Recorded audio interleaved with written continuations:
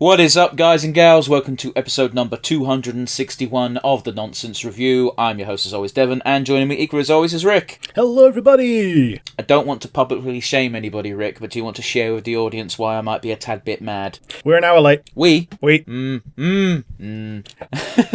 I thought I was You don't bad because I ran 10 minutes late, I messaged Rick, and then I was sat here like, I wonder what's up with Rick. I hope no one's dying. Okay, we don't want to publicly share and shame anybody. Oh, I do. So, I'm being a we're bitch. an hour late. Yes. But that's fine. We're doing something today. We're doing something fun. I'm just teasing Rick. I'm only a little bit annoyed. That will slowly ebb out of me over the hour as we talk about Scrubs. Yeah. So, I used to watch Scrubs on the TV. It was one of the few things I used to watch on the TV that was on the real TV, alongside The Simpsons and adverts. And 2.5 Men. So much like you, Rick, I suspect we watched Scrubs for the same reason, and that's because it was on Comedy Central all the fucking time until they replaced it with Friends. Not even that. We watched it on the regular telly, so it had been on like Channel 4 or something as the reruns. It was reruns on Comedy Central as well, but like if you turn on Comedy Central right now, I can guarantee you it's in the middle of a Friends marathon because it's all it plays. It used to be Scrubs, and it used to be great because Scrubs was funny, and then it turned to Friends, and I was like, boy, I hate this show. Yeah. So my mum worked in a hospital when I was growing up as well, and she says it's one of the most real sitcoms in the world. Well, it's one of those where I think the fact of the matter, she's not the only person who says that. Almost every YouTuber who is a doctor says, no, Scrubs is the most realistic. But by the same token, the bar's low. It is. Like, you look at 2.5 Men, which is the one I brought up, and, oh, Jesus. I meant in regards to specifically medical stuff. Like, even medical dramas are, well, they're dramas. Yeah, I think House is the only one that can hold like a tenth of a candle to it. But House isn't really about the medical side of things so much as, oh, look at House, he's such a, oh, God, we want to do Sherlock Holmes, but we didn't get the rights. Yeah, look at this man be an arsehole, and then he's a good old arsehole who's addicted to drugs, and he's an arsehole to everyone around him, and then he's right all the time. Hugh Laurie fucking has completely disassociated with that character now. Did you know that? I can believe that. There's a guy who I watch who reacts to injuries in TV shows and other fun stuff like that because he is and or was a doctor. I assume he still practices. I don't know. I don't care. He's entertaining and he teaches stuff. And he said he tried to get Hugh Laurie on an episode of his thing, and the publicist for Hugh Laurie was like, that sounds like a great fucking idea. And then 2 weeks later he got a response going, yeah, Hugh Laurie never wants to be associated with this character ever again. It's done. And it's like, okay. Yeah. Yeah. Sometimes you get sick of being asked about a character that was just a paycheck to you. I don't even think it was necessarily a paycheck so much as it's done now. You know. But anyway, I digress. We're talking about Scrubs, aren't we? Apart from the fact that Rick and I are both rather familiar with the original series, the only thing I wanted to point out is this is like 16 years in real time after the original, because the original's final season of the original, not the weird spin-off semi-sequel. Well, it was like 2010. one season. It was weird. So season 9, I think it was just called The Interns or whatever, but like they move to a different hospital. They pick up the interns from the end of season 8 and make them into the main characters. I watched it, but it's not good. I mean, I watched a couple of episodes because they happened to be on, and yeah, they're not good because the characters that we know and love aren't involved anymore, which would be fine, but they're still calling it Scrubs. They're still somewhat practicing. If they'd have made it its own thing and like not had Zach Braff and Donald Faison, yeah. I've forgotten his fucking real name. I just know him as Turk. Yeah, Zach Braff, Donald Faison, Sarah Chalk. I forgot Carla's name. Oh, she's probably not important. She's like the 5th most important character after Dr. Cox. She feels like such a nothing character though, because she's just there to be a love interest with Turk. Yeah, well, she's also the one that we get to be the stand-in for all nurses. Well, that's only after the big black lady goes. Oh, Laverne. Nurse Laverne's basically just a receptionist. Yeah, but she's sassy and cool. Yeah, she's basically just there to be Carla's number 2, who just goes, every time Carla says something that's true. I don't know, man. It feels like she threw more shit at the doctors than Carla ever did, but whatever. It's been a while. Yeah, I haven't gone too much into the backstory history of Scrubs because, to be frank, I could be here all day going down the history road and I don't feel like it. It's Scrubs. If you were alive and a human being basically after Friends ended, because I'm bitching about Friends, but Friends ended and then that's when it was ending more or less at the same time as Scrubs was starting. There was a bit of a crossover point. Yeah. Like, the two things that were on in that kind of time were basically, as I say, Scrubs and Two and a Half Men. There were other things, but these are the two that really caught on. We're probably never going to bring up Friends again because, personally, I hate that show. Have you ever heard the Paul Rudd story about how he was during the wrapping up of the final series of Friends? I've not heard this story. Okay, so Paul Rudd is a member of the ensemble by the end of it, as Phoebe's boyfriend.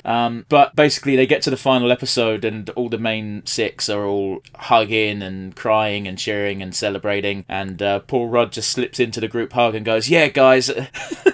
We really fucking banged it out over all these years, and apparently the rest of the cast just looked at him as if he was crazy, and I'm like, that's so fucking funny. Also, Paul Rudd is old as fuck. He is. Like, he was like in his like 50s when he was doing Ant-Man. Yeah, that man has not aged a day. No, he's like the freaking Dorian Gray of actors right now. He's the Keanu Reeves of actors. Yes.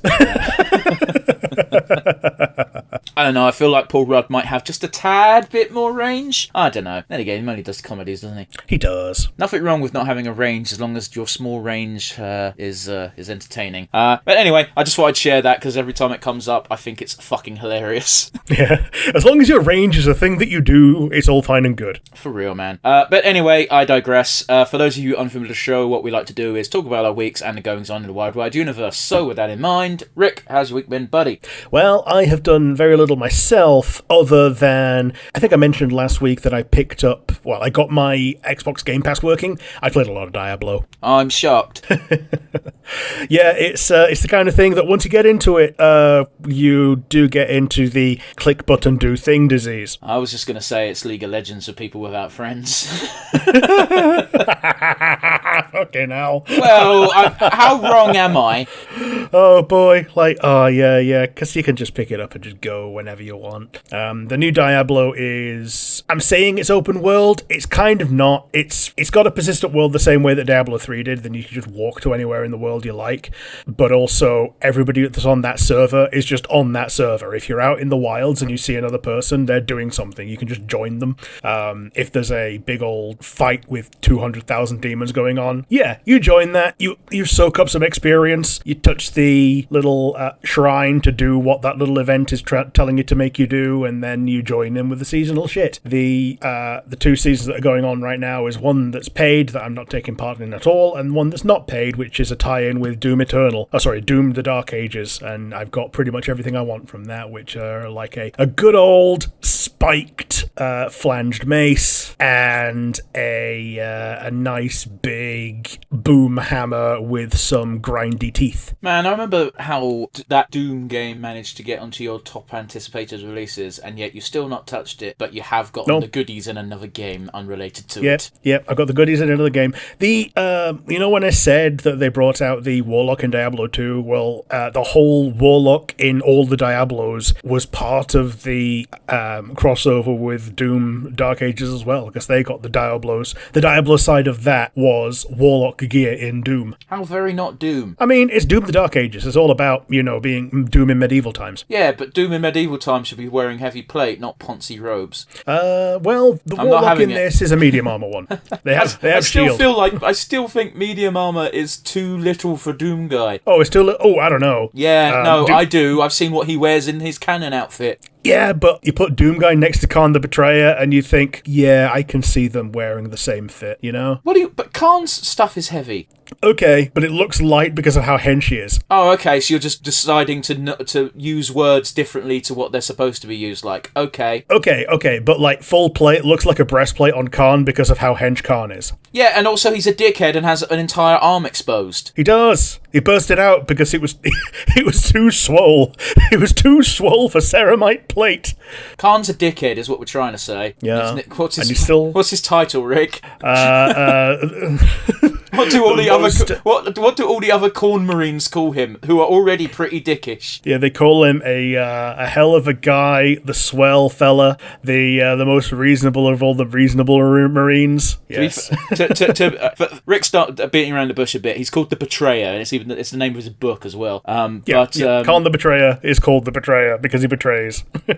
And it's so dumb as well, because the big betrayal that he did was he lit fire to a bunch of his comrades' tents because they were camped out instead of attacking the enemy. And it's like, that's a super unreasonable way of dealing with the problem, but it kind of makes sense. Yeah. I remember in the short story that I think I brought this one up before, but there's a really short story where he's so angry at Slaanesh for like holding a position rather than advancing that he's like, no, our berserkers are going to go that way. We don't care about the orcs. We're going to kill the Slaanesh guys, which is very on brand for Khorne. But he comes across a berserker who's dying, and he's only got enough energy to like raise his hand up for Khan to help him. And the way that Khan helps him is he chops his head off with Gorechild and boots his head across the battlefield so he can see more bloodshed, most of which coming from his own neck as he dies. That's incredibly out of character for Khan. Let it sink. There we go. Really? No, but for real though, if you look at like Khan from the Horus Heresy, and just before that shit goes down, he's incredibly reasonable. It's actually annoying. Yeah. This was from like 1999. Oh, that's not canon anymore. No, it was from a White Dwarf in 1999. Oh, it was fan fiction then. Yeah, it was pre Matt Ward. Anyway, are we moving on from Diablo, or you got more to say? Yeah. So, other than that, I just caught up with a bunch of isekai shit. The new season of anime has started, and turns out I caught up with the stupid fucking vending machine thing just in time for season 3 to start. I caught up with ReZero on my trip away just in time for season 4 to start.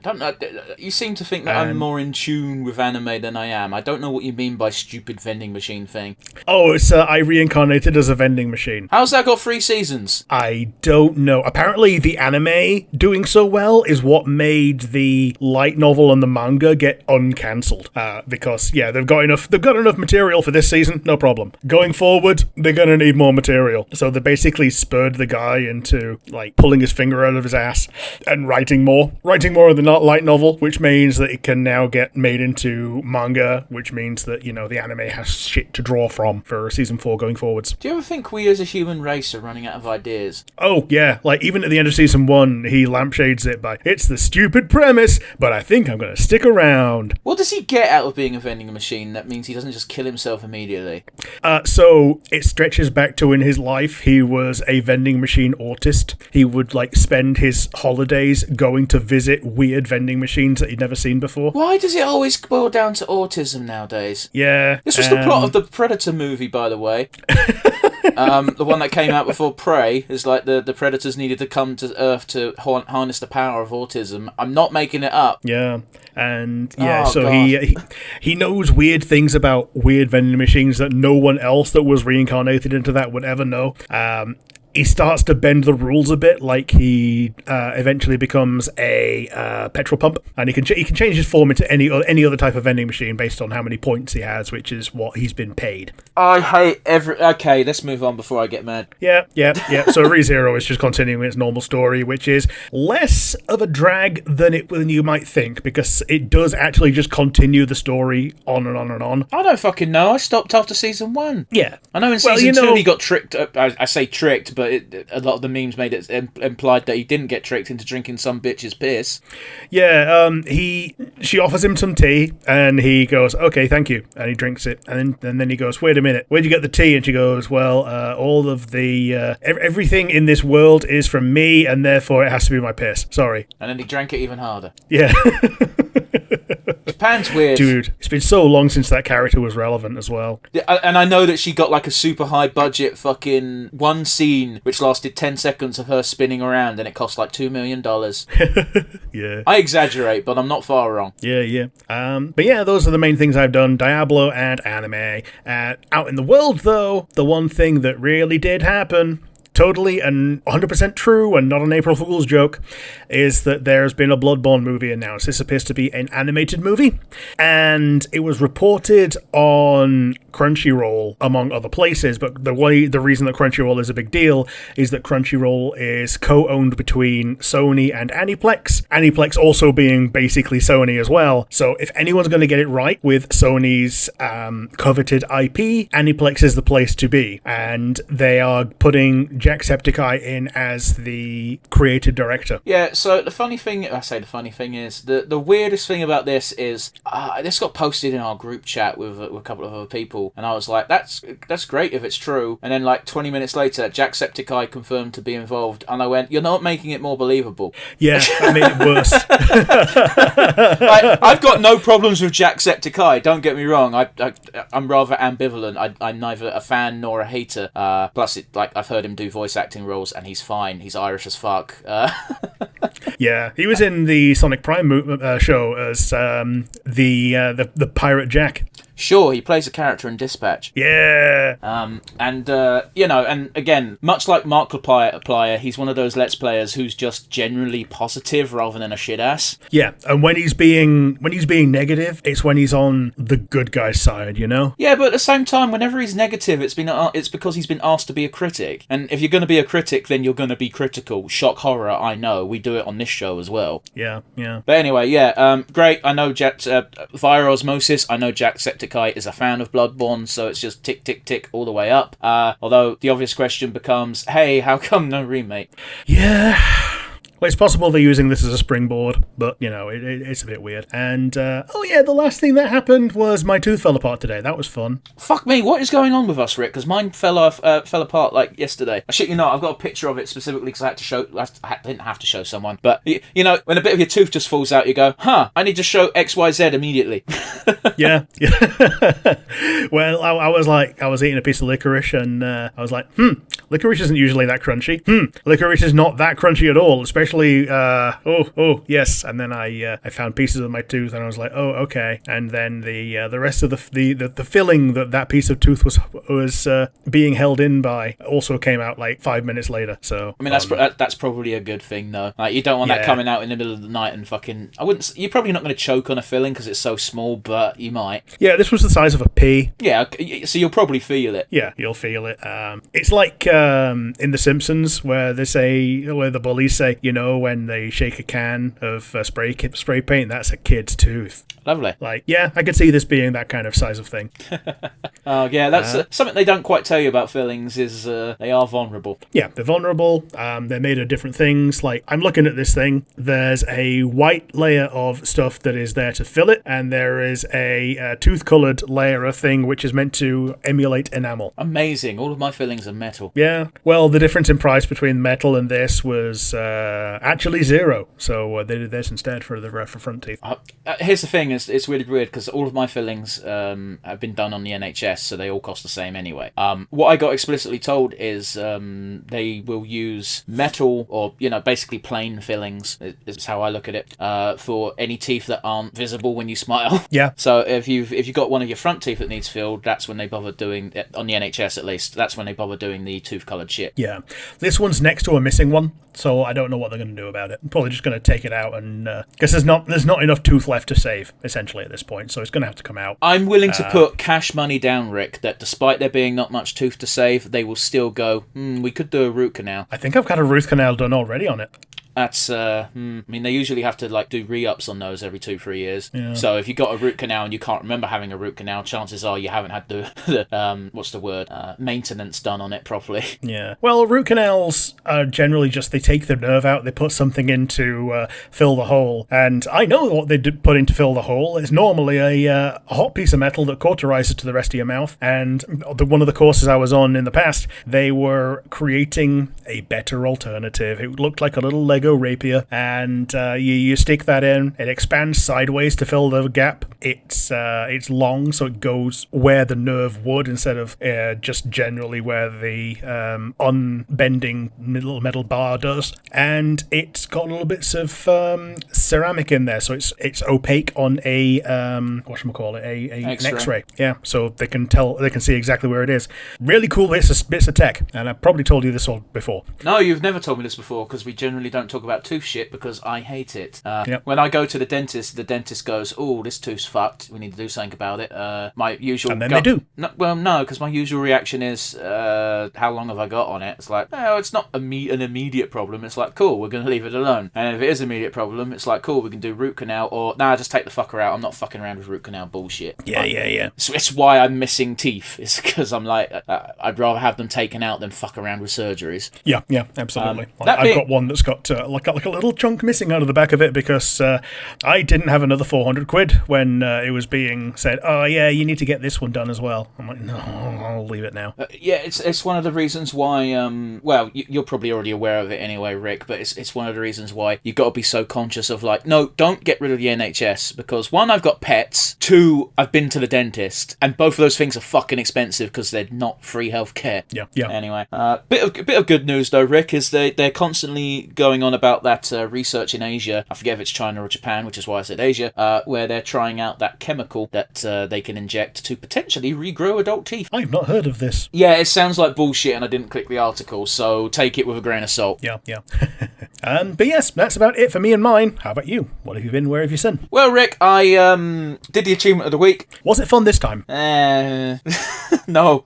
Sure. I know you're aiming for the achievement of the year, which is another 8 months of this. Thanks, Rick, for spelling it out for me in such I don't bring it up, but bear in mind, to get the big balls fuck off trophy at the end of the year, you have to do all the achievements of the week and the achievements of the month, which I don't bring up the achievements of the months because they've all agitated me to beyond no end. Fantastic. Yeah. But yeah, this week's achievement of the week was No Sight, All Fight from Horrible History's Ruthless Romans for the DS. Okay. I think it's an interesting enough game for children. There's basically 4 parts to the game, at least for the very small chunk of it I played. There's a part which is effectively speed colouring. There's there's quizzes, and there's what I can only describe as random flash games from the early 2000s. Yeah, fair enough. Yeah, so it's kind of a nothing game. It's probably interesting if you want to teach your kids some Roman facts, but one of the actual annoying things is this game's old. It's from the DS, so it could be anywhere from between 2002 and 2008. About that, yeah. Yeah. Maybe even longer. Like, I think they were still making DS games after the 3DS came out, and that was like 9, 10? Oh, I don't know. 11, the years are not specific. Point being 2000s. It's the nebulous 2000s console of the hand. And there's so much information you need to know for the quizzes that is just straight up out of date and not relevant anymore. Yeah. Yeah, that's just gonna happen as time goes on. The other thing that happened, Rick, is if you recall, last week I was talking about the Grand National. Yeah, did you win anything? Of course I did. Okay. Did you win more than you lost? Of course I did. Okay. Yeah, no, I'm not stupid when it comes to anteing up. But anyway, the Grand National happened. The winner was I Am Maximus. It was the easiest fucking bet I have ever made in my life. Okay. First of all, I Am Maximus is a great fucking name. It is, yeah. The other thing is it was the favourite by a country fucking mile, and that never happens in the Grand National. And I was like, well, I'm backing it. It was such a low price, and I did something that I never do in the Grand National. I didn't even bet on it each way. Fair enough. You just went win or bust. Well, pretty much.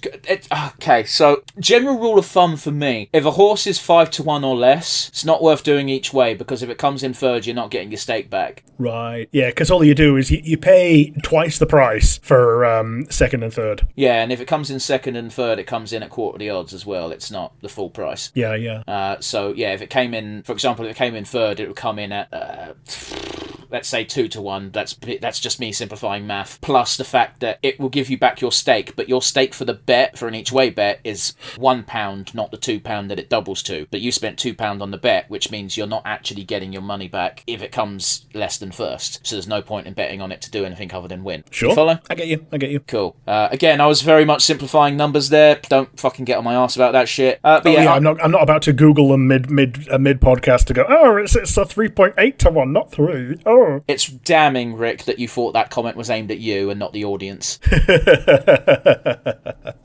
I'm just saying. But yeah, I am Maximus 1. I didn't get any of the trailing... The Grand National's fun. It usually pays up to 5 places. All 4 of my other horses fucking lost. As they do. That's okay. Okay.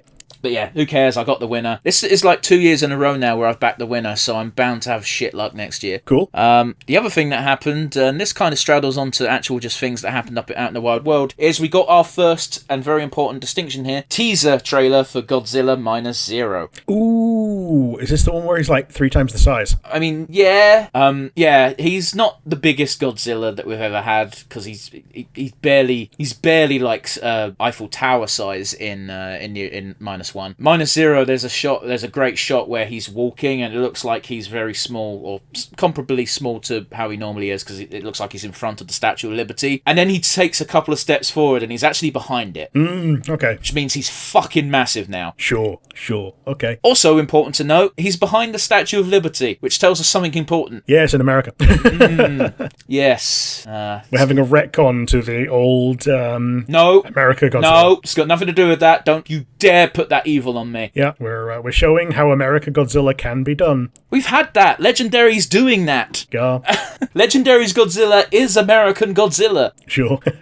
And unlike the 1998 Godzilla, they didn't rename it to Zilla and shit on it entirely. In fact, the Japanese studios were quite happy with what Legendary is doing with Godzilla, and fair enough. Yeah. So Minus Zero being one more than Minus One. Don't even try with the name. It's just called what it's called. Everyone thought it was going to be called Minus Two, and I think that's what made them name it Minus Zero. Because someone parked the fucking URL. Yeah, I don't fucking know. I don't know. If Minus One is in reference to like an event, and Minus Zero, that could mean that Minus Zero is the event that matters, you know? Yeah, gotcha. We simply will not know till the film's out. By the way, I got really hyped because I thought the film was coming out in June, and then Matt pointed out, oh fuck, shouldn't say his name on the podcast, I have now, pointed out for me that, no, it's coming out in November, or October, forget, because they do the dates weird because it's Japanese. Yeah, so they start with the year, then the month, then the day. Yeah, so I got excited for no reason. Excited for no reason. You ready for some news? Let's go. Randomly out the blue, and I'm kind of annoyed because one of our mutual friends in our shared group chat dropped this like yesterday or the day before, and I was like, shit, I was trying to save it for the podcast. I was hoping Rick wouldn't see it. Games Workshop just randomly released a bunch of classic Warhammer games on Steam. Yeah, they did. I saw that Chaos Gate was one of them, and I'm like, cool, that was one of the games of all time. Yeah, a lot of these old games are shit, but the amount of nostalgia I have for them, like, I forget the exact name, but it's like Curse of the Horned Rat or something, which was a strategy. Oh, it's the Skaven one on the PS1, wasn't it? It was god fucking awful, and I rented that game like a dozen times as a kid. But yeah, the games are all reasonably priced. They're like £5-6 a piece, which isn't terrible, especially if you've not played these games before. The thing that's a bit like, ooh, is when you look at the big bundle price, because it's like, no, we will give you all of these classic games, but you got to pay us £60, and then it's like, ooh, that stings. But if you only want one or two, it's quite... I mean, even that is a reasonable price. There's like 20 games here. Yeah. I think there's like one that's over 100. I think they divide them up into 3 sections, and if you want all of them, it's £100. Quite possibly, but like you'd have to be like a mega fan or an idiot to want all of them. I can't stress this enough, guys. As big of a fan as both Rick and I are of Games Workshop and a lot of their properties, a lot of these old games are terrible. Even Firewar is terrible, but at least it's a fucking Warhammer shooter. Yeah. I think it's the first real proper shooter that they did as well. It would be. Yeah. It's first person. It's not even third person. Like, I think it's... Yeah. I can't think of any other Warhammer games apart from like Bolt Gun that are first person. Yeah, and Bolt Gun is more of a... It's a Doom clone. Yeah, it's a Doom clone based in... Well, it's modern, but the idea is that it's meant to feel super retro. Yeah, like all Doom clones. Yeah. Except most Doom clones are actually old. True. Like the most pertinent Doom clone I can think of is Star Wars Dark Forces. Oh, that game. Wasn't that Dash Rendar? No, that was Shadows of the Empire. This one was Kyle Katarn. Oh, right, okay, yeah. Kyle Katarn, yeah, I'm familiar with the name and the infamy. Yeah. I'm more aligned to Dash Rendar because it's like, hey, Han Solo's cool. Do you want to see a cooler one? Yeah. And we're not stepping on Han Solo's toes at all because Han Solo is frozen in carbonite this entire time. Yes and no, because the first mission's on Hoth. Yeah, the first mission he just muscles in on Hoth. It's so weird. I don't know why he does, but other than that, yeah, the Shadows of the Empire novel takes place between Empire Strikes Back and Return of the Jedi, and that's the one that has Dash Rendar in it for most of it. Okay, cool. When my only exposure to Dash Rendar is a Doom clone. Yeah, and Prince Xizor as well, who's being overwritten by Darth Maul because Black Sun is being overwritten by the Crimson Dawn. It's probably not the worst decision they've made. To be honest, no, because Prince Xizor was also a pheromone rapist. Okay, so on that note, yeah, I really like Fire Warrior quite a lot, even though I shouldn't. I would absolutely buy this game, however, it has no controller support, and I'm not playing it with keyboard and mouse. Yeah, apart from the PS2 version, which is only controller, of course. Well, yeah, but it's not the Steam version. I know, right? That's fine. Which is what we're talking about. Although apparently there's a lot of quality of life upgrades with these games as well, just by the fact that they run. In general, yeah, they run, and therefore it's quality of life. Yeah. So hey, if you're a fan of old War, if you're a newcomer to Warhammer and want to see what it was like being a Warhammer fan in the late 90s, early 2000s when it came to video games, give some of these a try. They suck, but they're kind of the specific ways they suck is almost kind of charming. Yeah, literally that. Yeah, it's oddly charming in how badly they dealt with everything to do with Warhammer before, like, Dawn of War. Dawn of War was a goddamn game changer because it's like, yes, why didn't they think sooner to do a grand scale RTS game? Yeah, because even Dawn of War struggled with a good PC. Yeah. And that's why Dawn of War 2 zooms in on a smaller squad and you have more RPG mechanics and focus more on the squad. Yeah, and then Dawn of War 3 also struggles on good PCs years later. I'm just saying, like, if I'm doing a squad-based thing, I'd want it to be Space Hulk. Yeah. If I'm doing a squad-based thing, I want it to be turn-based. Fuck it. Yeah, they've done 2 of those, I think, as well. 2 Space Hulks. Yeah, they have.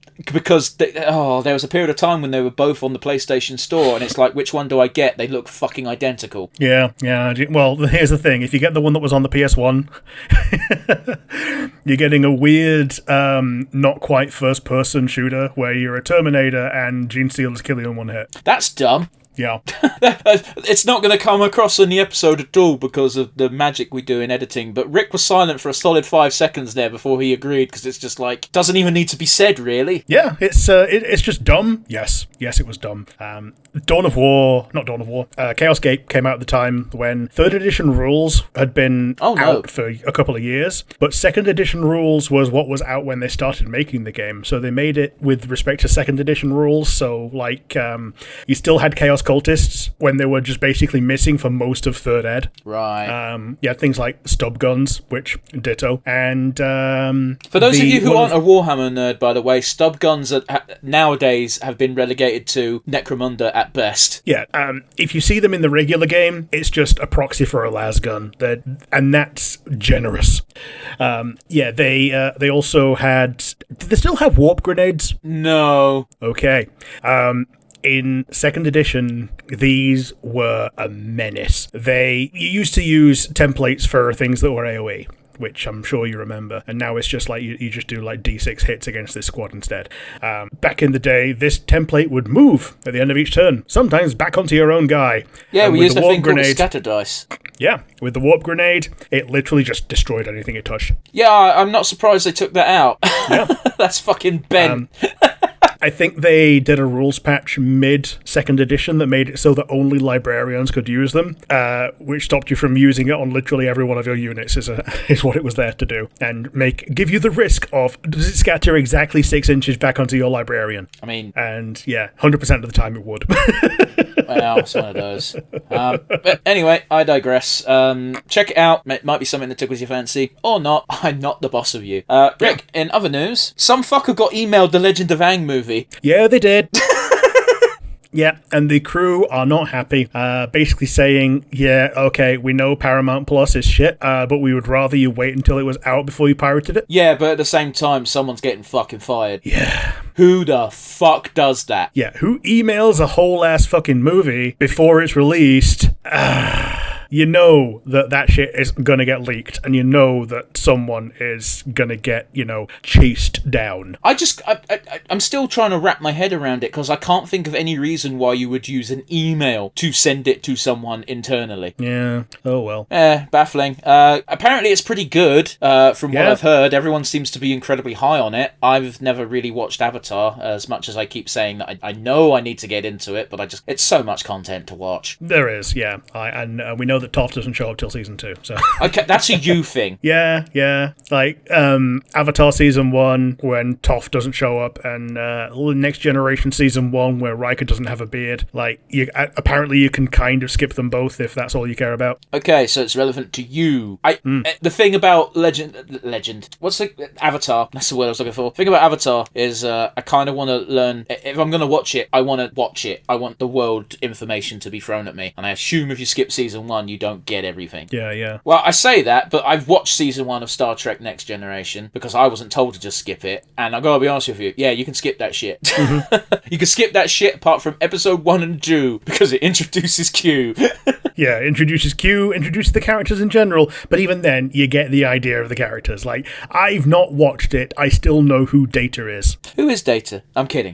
Don't actually explain. Yeah, no, that's... I feel bad for the team that worked on this movie because they were already going to struggle, what with the fact that Paramount Plus is just not popular. But, hey-ho, hope everyone got paid. Yeah, Christ. But yeah, I don't really have much else to add to that. Like, it's baffling it didn't get a theatrical release. Yeah. Speaking of theatrical releases, Rick, aren't I good at segues sometimes? Glitch. Oh, you didn't hear about this? no? Oh, there's quite a fucking hullabaloo over it, let me tell you what. So, Glitch is doing a limited theatre run of the final episode of The Amazing Digital Circus in select theatres. They are combining it with episode 8 to make it a feature-length film, and they're basically trying something different, and you got to give them fucking props for it, and I kind of hope it works, because, that thing deserves all the money, or at least recognition. They are attempting to release it in cinemas. Well, they're not attempting, they are releasing it in cinemas. They've managed to secure some American cinema chains, that being both Central and Northern America. They've also managed to do so in some Asian territories. Weirdly, not in Australia, but they're trying really hard, given that's where their company's based. And, this will release 2 weeks before it gets released on YouTube for free, as it always gets done. So here comes the negative part, and why there was such a hullabaloo, Rick, is the fan base had a complete fucking meltdown because they're paranoid about spoilers, to which everyone with half a brain went, grow the fuck up. Yeah. It's an internet cartoon. If you can't stay clear of spoilers, just...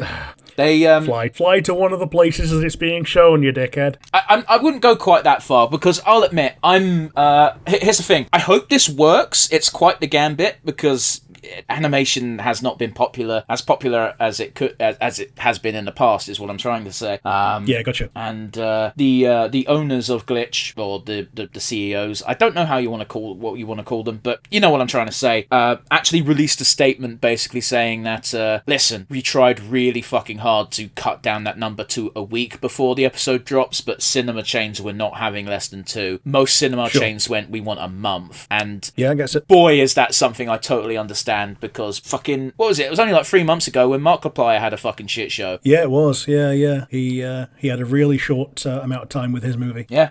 Like, the only thing that annoys me about this, and it's such a minor grievance that I was debating whether bringing it up, is we're not going to be able to do so in the UK. Like, there will not be any UK... It might change, but as of right now, there's no UK cinemas that will show this, and that's a bit of a downer, because I would absolutely go to the cinema to watch this. Yeah, like, there are certain chains that will do things like that, like anime movies. They'll show things like anime movies, no problem. Our local, I say local, it's like an hour's drive, Showcase, they even showed the Rooster Teeth movies when they came out. Those were shit. Yeah. Like, I remember seeing, like, oh, yeah, we're going to show Team Ultimus Lazarus Explosion or whatever it is, like the sequel. And I'm like, cool. I'm not going to go see it, but cool. I mean, yeah, it is pretty cool. It's one of those where, as well as a part of this open letter, Glitch also mentioned that, hey, if your complaint is it's not showing near you, then write to your local cinema and it might convince them. It won't in the UK. No. It won't. No. The only exception is if you have a really small indie, but like Glitch don't want to deal with indies. They want to deal with small chains. The smallest. Also, it's coming out in June. Yeah, it's there not are better things to show in June. it's not the best time to try and sneak it in because that's more or less peak summer blockbuster time. Yeah, true. Again, as a concept, I certainly hope it catches on like worldwide because that would be pretty cool. Your favourite indie show on the interwebs is having its finale. Watch it in a cinema. That's a great viewing experience. It's just I do understand a lot of people being sort of down in the dumps of like, but not the people who are worried about spoilers. They're fucking idiots. The people who are down in the dumps because, there's no way there's going to be a showing near me. And for some people, that is a very real concern. Yeah, totally. We'll also say you get the regular idiots as well, pestering Gooseworks, which, if that woman has not received enough annoyance from her fan base, I don't know what to say. Oh, yeah. Stop bothering Gooseworks. Yeah, for real. Like she even made a tweet where she said something along the lines of, I just write and produce it. I'm not in charge of distribution. Stop bothering me. I gotta be honest with you, Rick. The one thing I love about Gooseworks is they are clearly fed up with a lot of the fan base's shenanigans, but they're always so fucking funny about it. And another weird one as well is like Kane's voice actor also got pestered, and I don't know what the fuck they were hoping to achieve with that. Yeah. In voice actors getting pestered, this is a bit off topic, but... Is this going to depress me? The guy who did the voice of the main guy in Expedition 33 has finally played Expedition 33 after the fan base wouldn't shut the fuck up about it. He played about Charlie 15 Cox? Minutes. Yeah. He played about 15 minutes, and he was like, okay, this game's not for me. Shut up now. 15 minutes isn't even enough to get to the game. Yeah, but if you get about that far into it and realize it's not for you, fair play to you. Like you've booted it up, you've given it a shot. I don't know why he entertained it. Yeah. And it's just because fans won't stop being weird. And this isn't going to work because the weirdos are still going to be weird because they're going to say exactly what I just said. Yeah. The game doesn't really pick up until your character. Oh, I can't say that. It's a spoiler. Okay, fair enough. Not just for the audience potentially, Rick, but I know for a fact for you. Yeah, because as part of my Game Pass thing, it's now on my desktop. Yeah, as soon as you finish that, we're doing a fucking retro. Yeah. But anyway, I digress. So yeah, that about brings us to a close on the news front. So, Rick, for the benefit of me and for the audience, what are we doing? And count us in. We're doing Scrubs, Season 10, Episode 1. Is it called My Return? I think it's called My Return. 3, 2, 1, and go. Absolutely love how Rick was asking me that when I'm not the one who was in charge of anything today. We got a nice bit of practical effects on the blood. I said this to you before we started, but it's one of those really sad realizations that, man, Zach Braff looks old now, and he doesn't even look old. He doesn't look like a 20-year-old anymore. Yeah, he doesn't look old. He just is old, and he's not even that old. He's just like you say, he's like in his 50s. Barely in his 50s. He's like 51. Yeah.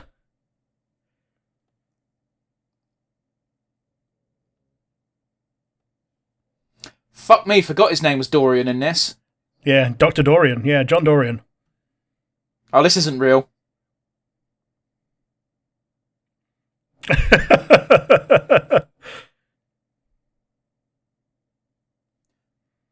This was a key part of his character though in Scrubs, was he kept having these random steps into his mind's eye. Yeah. So he's basically got like Family Guy cutaway gags in his brain. But that used to also be one of my favourite things, was the realisation moment of like, oh, this isn't real, because it does that one absurd thing. Yeah.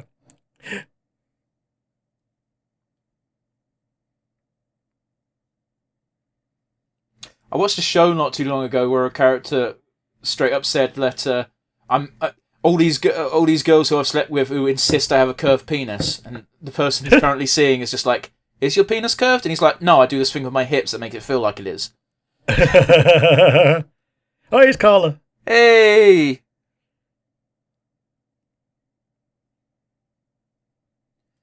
Okay, now, meanwhile, someone who hasn't aged a fucking day. Oh. Can't call him Bambi no more, look at him. That's me, I'm sorry. Yeah, Turk's got the JD sense. Not in the middle of a surgery? God damn, that's so bad. Now he's going to have to scrub back in. What the fuck? Right, yeah, forgot that was a thing they did. Yeah, they did the eagle. And now he's got a bad back. Yeah. Oh god, that's too relatable, Rick. It is. I'm dreading that moment if I ever become a dad. That I can't do the piggybacks because of the bad back. I've got a sneaking suspicion that you can't do that anyway. Hey. Sorry. Oh, it's even got the same intro tune. It does. But redone with the actors as they currently are. It's good. It's good. Yeah. Donald Faison also was aged very gracefully. He's actually looks like he's lost weight as well. A little bit.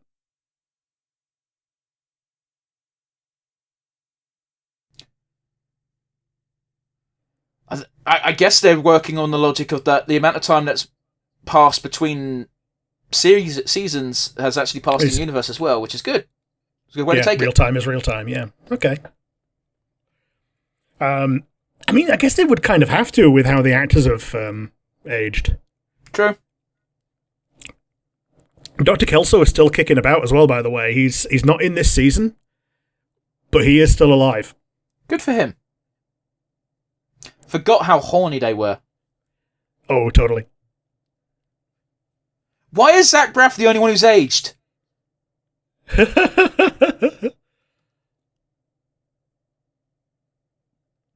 That's kind of depressing that their marriage didn't work out, because that was the big fucking happy send-off at the end of the last season. Yeah, they were the Ross and Rachel of our generation. No, Ross and Rachel were the Ross and Rachel of our generation. They were the Ross and Rachel of me being an adult. Sure. I don't really like Ross and Rachel as a concept. I've seen those episodes, Rick. They're infuriating. They are. I know Sarah Chalke now more for her voice acting than for Scrubs these days. I think you've brought her up a few times on the podcast, in fact, and every time you say her name, I'm like, who's that? And then you say Elliot, and I'll go, who's that? Scrubs. Oh, yeah! Yeah, blonde doctor from Scrubs. But yeah, she's Beth from Rick and Morty, and she's the blonde cop from Paradise PD. Rick and Morty is the one I'm more familiar with, obviously. She doesn't even sound like herself in that. Hmm.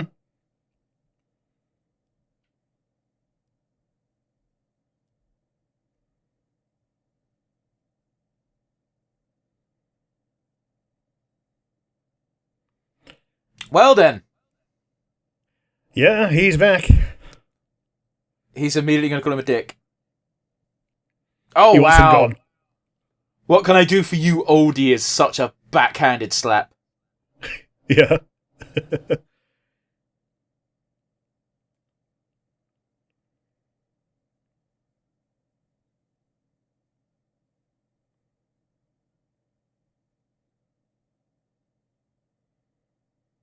They call him JD.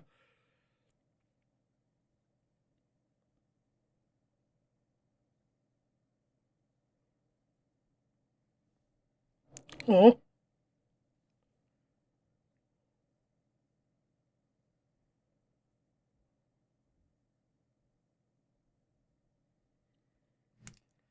That must be so upsetting being worked on by someone who is just starting. Yeah.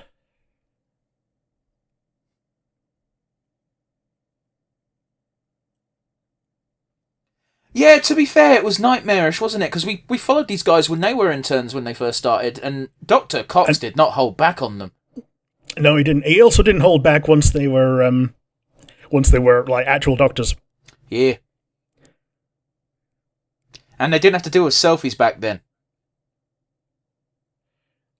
Actually, the one that did was it was a pain in the arse. It was Aziz Ansari. He was one of the later ones that JD was mentoring. I must have tapped out by then, my dude. The only group I remember him mentoring was there was a really scruffy fucker who was really nice but a terrible doctor who ended up killing a bunch of people because he didn't know how to wash his hands. Yeah, he ended up becoming a coroner. Damn. Because he was intimately familiar with how a new doctor could kill someone. Because he'd done every single one of them. Christ.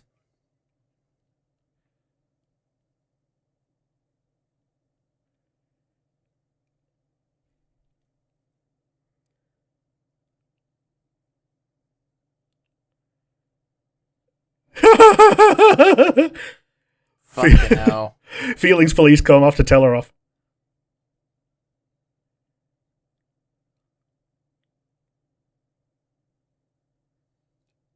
No one cares about men's feelings.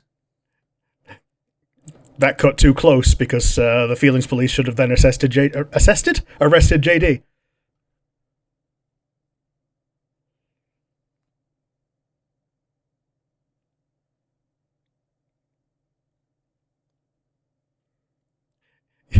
That's a weird compliment.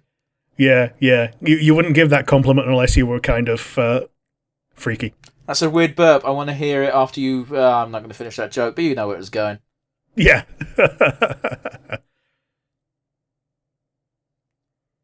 That's a lot of Fanta.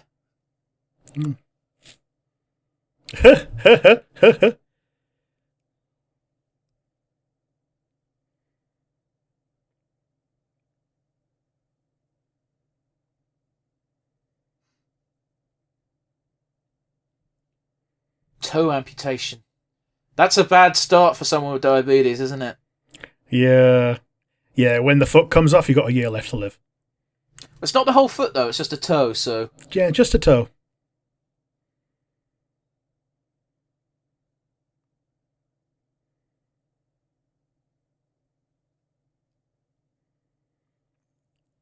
Yeah, that's not a good trait for a doctor. No, it's not. No, it's not a good trait for anyone in a hospital. I don't fault the guy, because it's one of my own personal failings as well, but at the same time, I'm not training to be in any medical field. Yeah, diddlo. What the fuck, man? Diddlo? That's not... see, Diddlo. Even that's making me queasy, and it's not real. Ugh.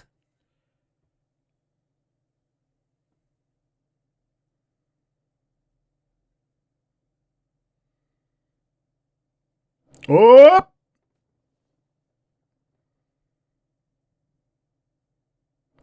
Dr. Handsome.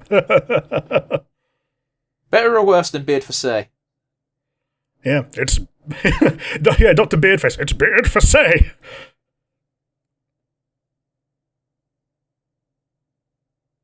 Fucking hell. Like, yeah, doctors make jokes like that all the time, allegedly, but at the same time, fuck.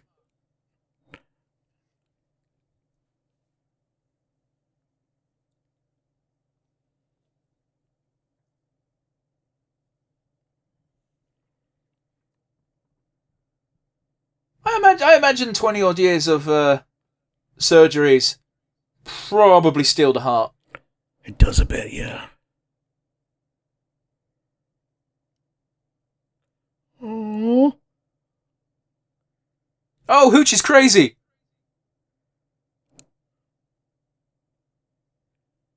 How has Hooch still got a job here? I don't know. Didn't he kill a guy? Certainly. Not by accident in a surgery. He also kidnapped at least 2 people. I'm assuming we're still going to come across Todd. Or the Todd. Todd, yes. We won't get the Jewish lawyer because, unfortunately, I know that actor passed away. Yeah, he passed away in, 2020. Yeah, it was It actually bummed me out because he was one of the most entertaining parts of the show, especially with how much he hated Kelso. He's like the anti-Smithers.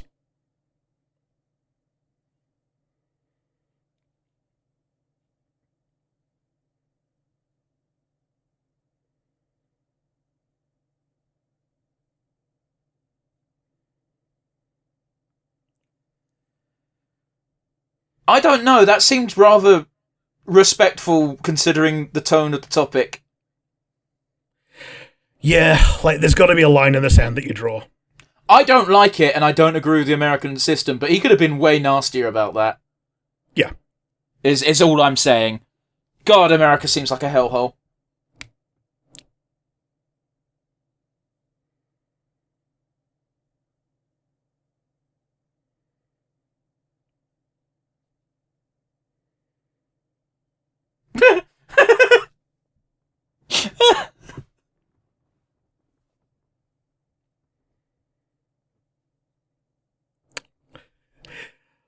Yeah, this is how a real bromance goes. Is there a chance the janitor's still here? I think so? I know the actor's still alive and well, I just don't know if he's still be on the show or not. Yeah, because I think he moved on to like bigger and better things, didn't he? Well, it's also because like the ending scenario was literally, I believe JD and him like basically buried the hatchet once he fucked off at the end of the finale. Mm-hmm.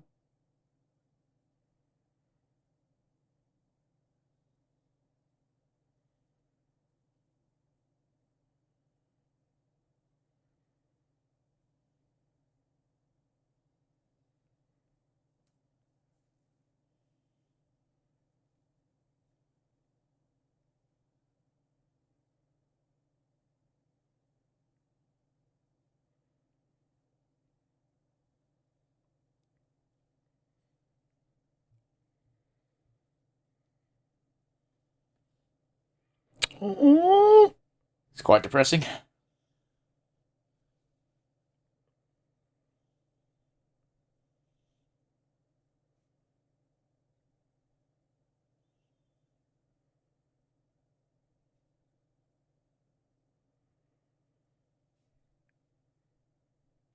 I don't know, man. It feels like better safe than sorry.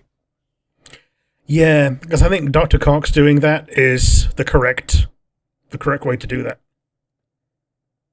Holy fuck.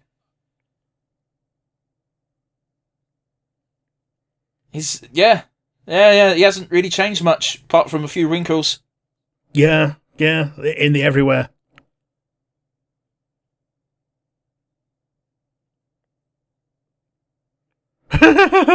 Fucking hell.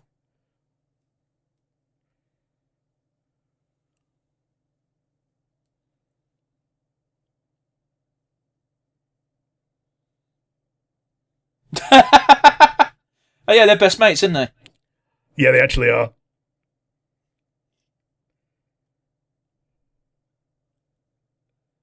Fucking hell, man.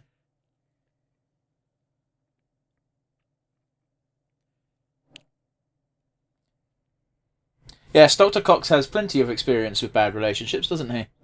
He does.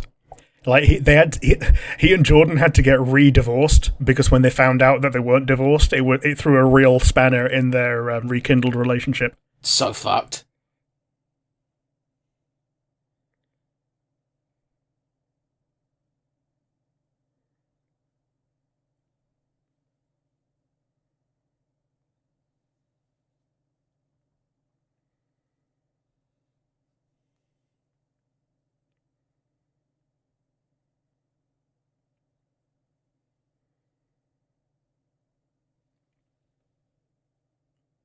Oh my god, he's already toned it down so much and they're still annoyed at him for being angry. It's so bad.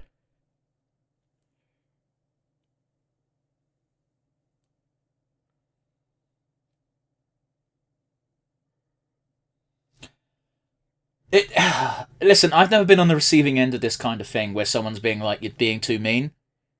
But, there are some circumstances where meanness is needed. Yeah. I feel like... This is gonna be in JD's head. I don't think so.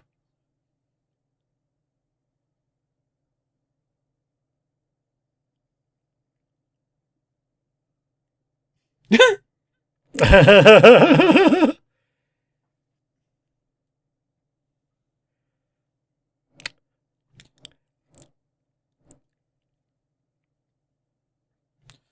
my god, he's awake while they're doing this. Oh, yeah, that's even worse. Oh, hello. Oh my god, Oh, that made me freak out super fucking hard. Ooh, that's a thing I didn't know I did.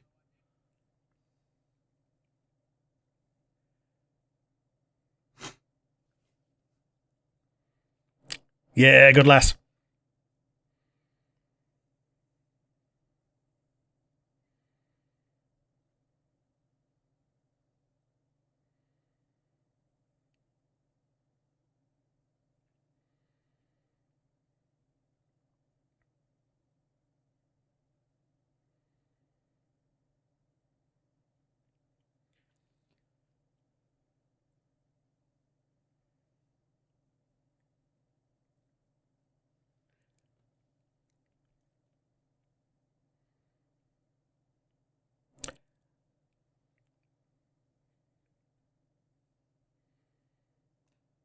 Dr. Cox being nice is scarier.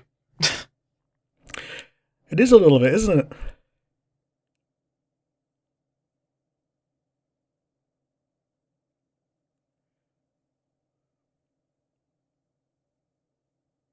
Is he going to shout at the old lady on the way out?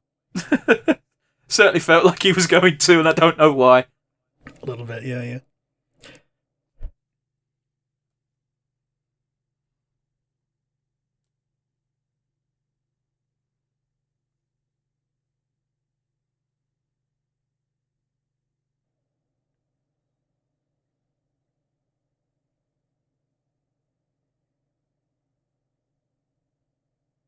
Oh no.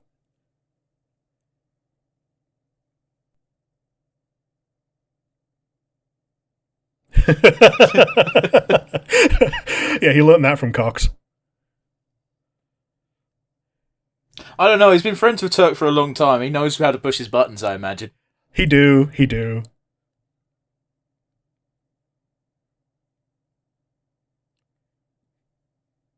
There we go. There's the smile.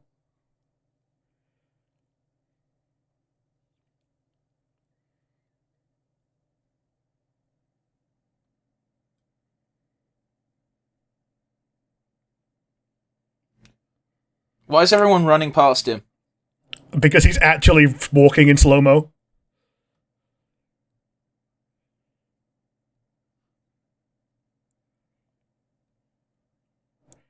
Oh, and that was his fault.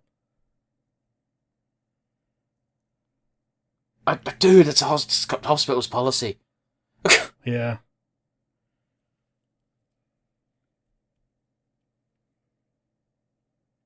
There you go. Go, Pikachu.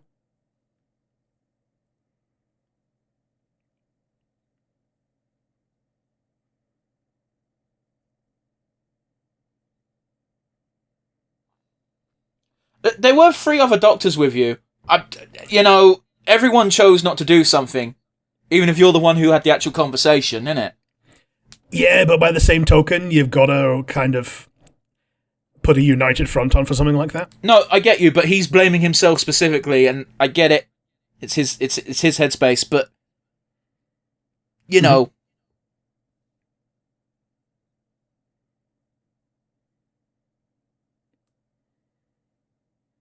Well, shit. Oh.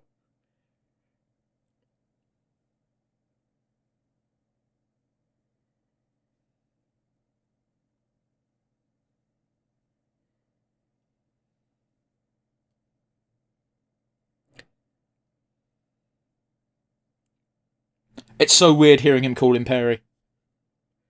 It is, isn't it?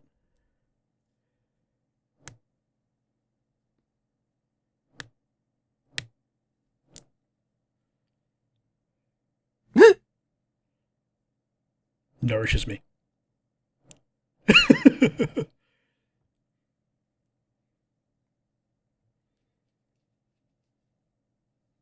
Oh, wow, that was a good shot. Mm.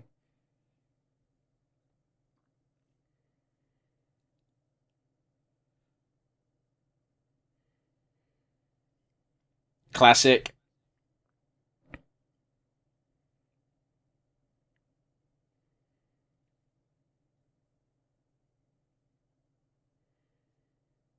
It's not crazier than talking to a robot every day. Isn't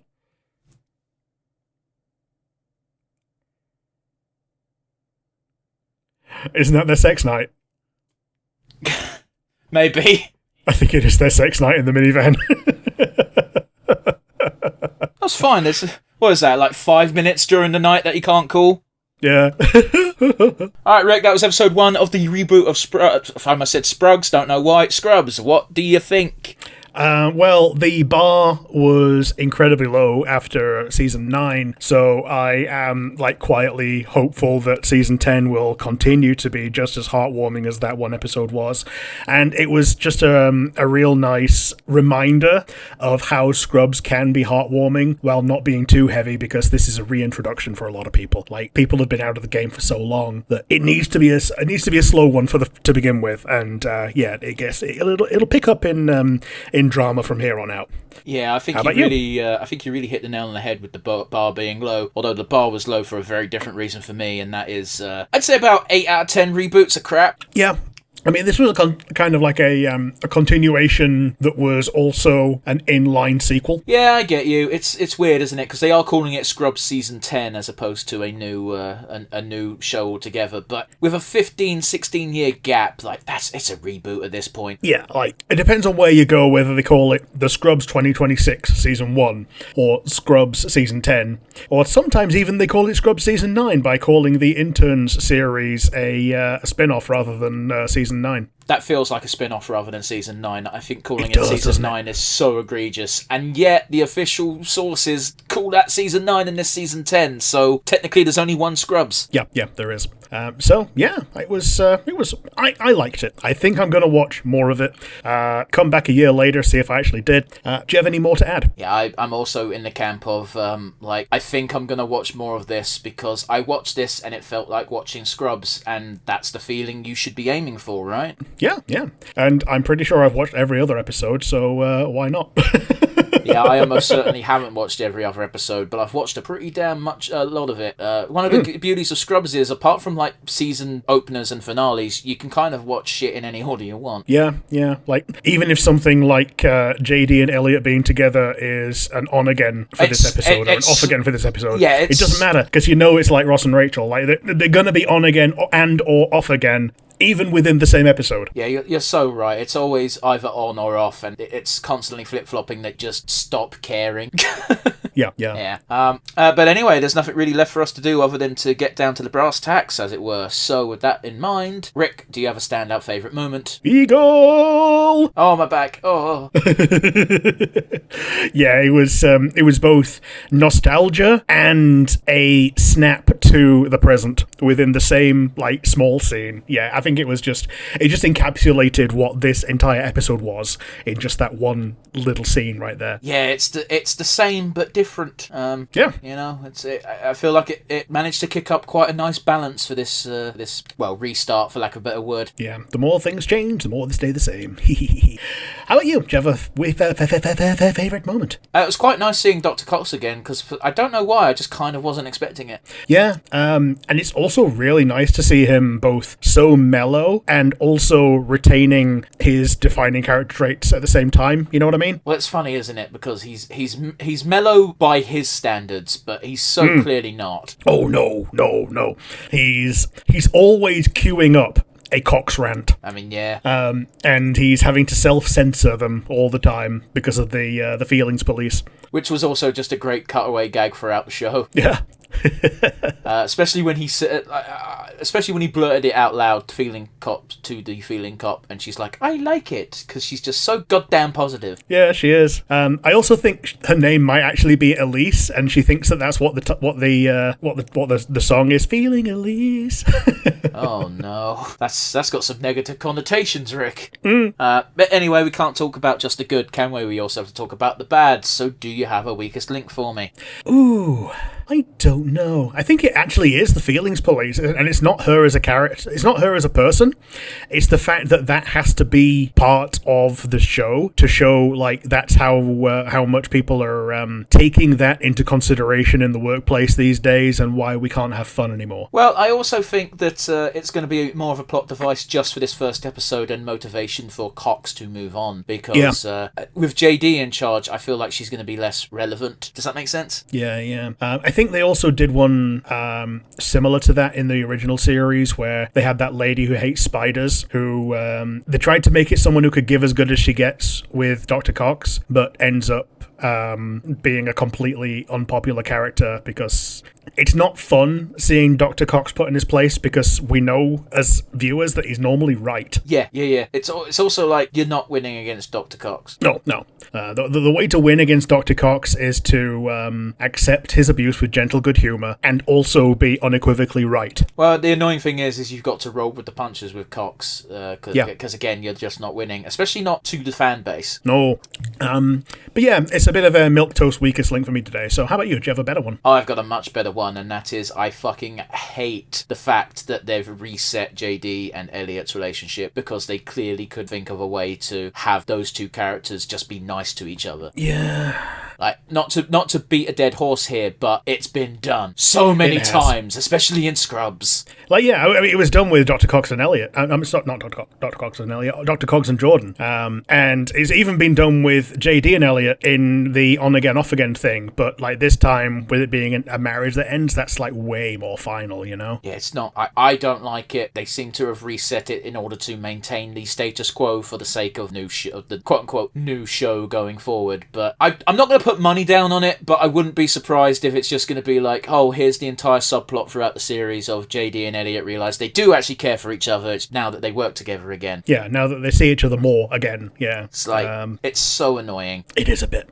Oh well. It's not the most auspicious start for the series going forward, but hey ho, I'm a bit of a sucker. I'm still going to give it a go. Mm-hmm. That being said, we don't like to end on a weak point, do we? We like to end on a highlight if we can. So, do you have an MVP today? It's got to be Dr. Cox. Like every scene he was in, he stole, and it was just so nice to see like little bits of his old self shining through, but also the dad role that he's like trying to slide into to inspire JD, which is something that he did kind of effortlessly before through his normal way of acting, but now it's more heartfelt, you know. I kind of get you. Yeah, I mean, it was a legitimately, like, you could kind of see it coming from a mile away, but it didn't really matter, because it was just a sweet moment of the confession of Cox to JD of like, I kept you patient here not because I think you're wrong or to be safe, but because I need you to stay here because I want to stay here. Yes. Because not only did the patient need you, the patient didn't, but the hospital needs you because these interns need you. Like, Cox has seen what JD can do for interns, and he's seen them be good. He's seen some of them be bad. And yeah, hopefully JD can learn from this, and has learned from this, and will just be a good leader going forward. Yeah, it's basically completing the cycle, isn't it? Because when Scrubs first started, it was Kelso. Then it turned to Cox, and Cox hated being it back then, but he seems to have kind of grown into the role in time we didn't get to see. And now it's going to be JD. And if JD is just JD but with more authority, it's probably going to be a net gain. Yeah. But yes, do you have an MVP? Yeah, I think it's a bit much to give the MVP award to Cox, as fun as it was to see him. I'm going to give it to JD because this episode did a wonderful job of highlighting that, yes, the problems are slightly different, what with the new gadgets and accessibility that the new generation of doctors have, but the solution's still the same, and that is to just encourage where it's needed and to give some stern lessons where you need to. But JD's version of stern isn't the same as Cox's, of being like, I'm going to berate you now until you cry, and perhaps, if you're lucky, I will rebuild you. Yeah. Like, my favourite JD moment in this episode was when he just nudged the timorous British doctor to go and console the Chad doctor. Yeah. Like, that's a real problem. Like, I don't think you or I have particularly experienced it, Rick, because we're not in fields where you're likely to have a star person stand out, or if they do, it's usually like, who gives a fuck? Like, I work in retail. If you stand out in retail, it just means you have to work harder for no more money. It do. But, you know, there's a lot of fields where you will find someone who is just immensely talented, gets nothing wrong, has no flaws. But because that's the case, all they care about is doing the job correctly. There's no social aspect. And it feels like there's plenty of examples in this world of people who don't get a nudge of like, yeah, but come on. Yeah, when perfection becomes your personality, it means you don't have a personality. Yeah, I wouldn't necessarily go that far, but I get where you're coming from, and we're kind of in agreement. So let's leave it at that. And I think that rather nicely brings us to a close on our Scrubs review. And as always, if you've got opinions yourself, we've got the comment section down below on the YouTubes and the Spotify, so let us know. Let us know why we're wrong. Let us know some facts that we may have forgot to bring up about old school Scrubs. It's been a while. Alternatively, we've got an email address. Yeah, you can send things to nonsensereviewuk@gmail.com. The series is all fully out now, so anybody who's seen the whole thing, you can give us some insights, hopefully without too many spoilers, but yeah, there we go. The comment section and the email. Truth be told, it's Scrubs. Don't really care if you spoil it. Yeah,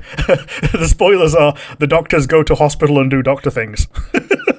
Like, the only spoiler that I kind of care about is whether I was right about the Elliot and JD thing, and even then, I don't care. It's more of a I told you so kind of feeling rather than a oh. Yeah, it's a roller coaster. You know that it's going to go up and down. It's just a case of when. And on that beautiful analogy, we'll see you again next week for something completely different. Bye, everybody.